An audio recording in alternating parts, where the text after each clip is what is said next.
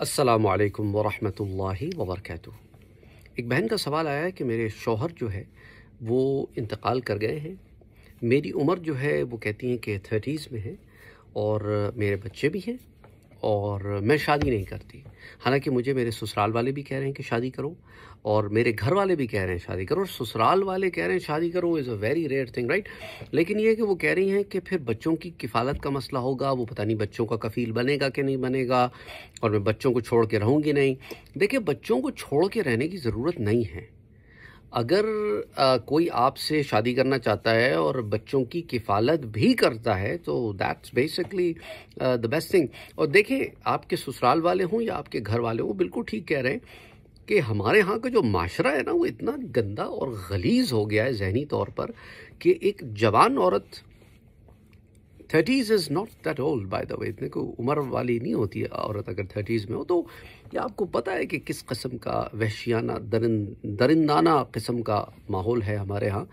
افسوس کی بات ہے، لیکن سچائی یہی ہے، حقیقت یہی ہے کہ حیا اٹھ گئی ہے اور ہوس بہت بڑھ گئی ہے۔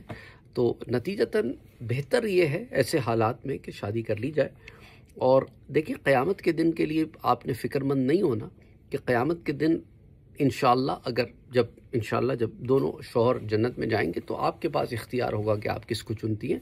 اور دوسری بات یہ بھی ذہن میں رکھیں کہ برزخ کا جو معاملہ ہے نا، وہاں پر آپ کے شوہر کوئی آپ سے ناراض نہیں ہو جائیں گے کہ آپ نے ان کے پیچھے دوسری شادی کر لی۔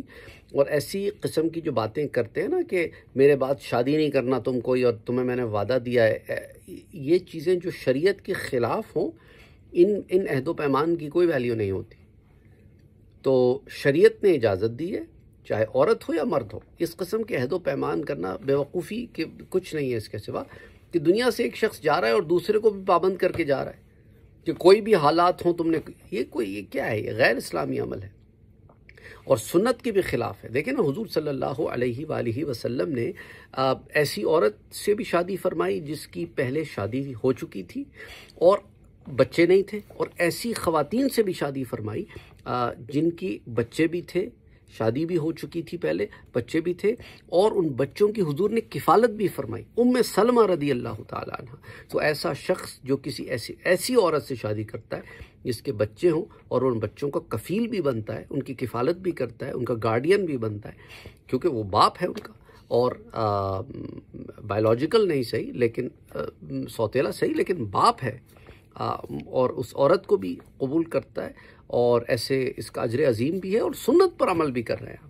آپ سنت پر عامل ہیں، تو اس سے اندازہ کریں کہ آپ کو ایک ایسی سنت پہ عمل کرنے کا موقع مل رہا ہے جو ریئر ہے، بہت ریئر سنت پر عمل کر رہے ہیں۔ اور ترغیب بھی دی جا رہی ہے کہ بیواؤں سے شادی کرو، اور ساتھ یہ بھی ترغیب دی جا رہی ہے تو ایسی بیوائیں جو اولاد والی ہوں۔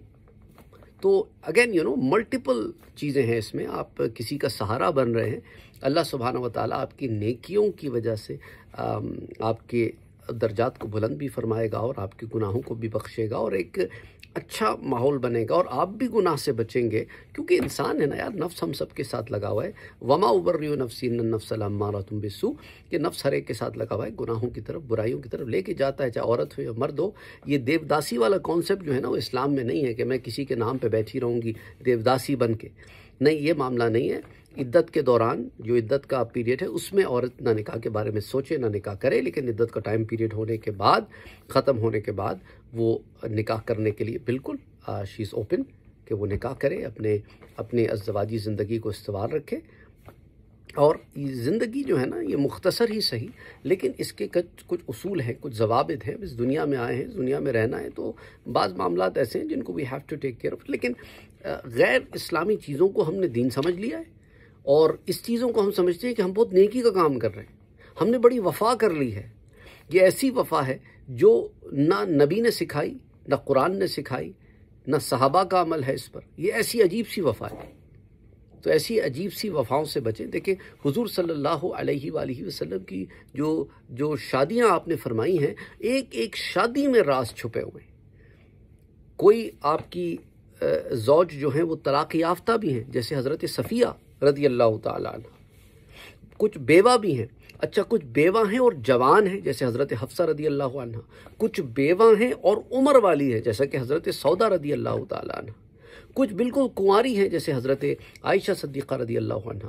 اچھا کچھ ایسی ہیں کہ بچوں والی ہیں اور بیوہ بھی ہیں اور بچوں والی بھی ہیں، یہ حضرت ام سلمہ رضی اللہ تعالی عنہ.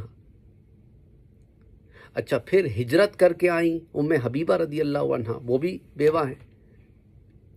I mean there are so many different examples آپ دیکھیں اس کے اندر. تو خیر بہرحال میں سمجھتا ہوں کہ that should help you in thinking on this matter twice. کہ میرا کام ہے آپ کو صلاح دینا، صحیح مشورہ دینا صحیح راستے کی طرف، کیونکہ آپ جذباتی طور پر کافی اوور ویلم ہوئی ہوئی ہیں. Again you know it's not easy nobody is saying that it's easy. کوئی نہیں کہہ رہا کہ بہت آسان کام ہے کہ آپ ایک شخص کے ساتھ رشتہ ازدواج میں منسلک تھے، شادی تھی آپ کی، کئی سال رہی، اس شادی سے بچے بھی ہوئے، لیکن پریکٹیکلی اسپیکنگ، ریلیجسلی اسپیکنگ، دینی اعتبار سے، اسلامی اعتبار سے یہی ایڈوائزبل ہے کہ اگر انسان جوان ہو تو بہتر ہے کہ وہ گھر بسا لے. بچے آج چھوٹے ہیں کل بڑے ہو جائیں گے. آج کل جو معاملات چل رہے ہیں بچے تو کہاں ٹکتے ہیں. کوئی لڑکیاں شادی ہو کے اپنے اپنے گھروں کو چلی جاتی ہیں اور لڑکے کچھ ٹک جاتے ہیں اپنے ملکوں میں، اور ٹک بھی گئے تو آج کل تو انڈیویجولزم کا ایسا زمانہ ہے کہ دے موو آن، یا تو کسی اور شہر چلے گئے یا شادی کر کے کہیں کسی اور گھر میں موو ہو گئے، یا باہر کے دیش چلے گئے، کوئی مڈل ایسٹ نکل گیا، کوئی امریکہ، لندن، کینیڈا نکل گیا. I mean it's just like these are different times. تو خیر پریکٹیکلی سوچیں، انشاءاللہ اللہ آپ کی مدد فرمائے. آمین. اللہم صلی علی محمد وعلی آل محمد.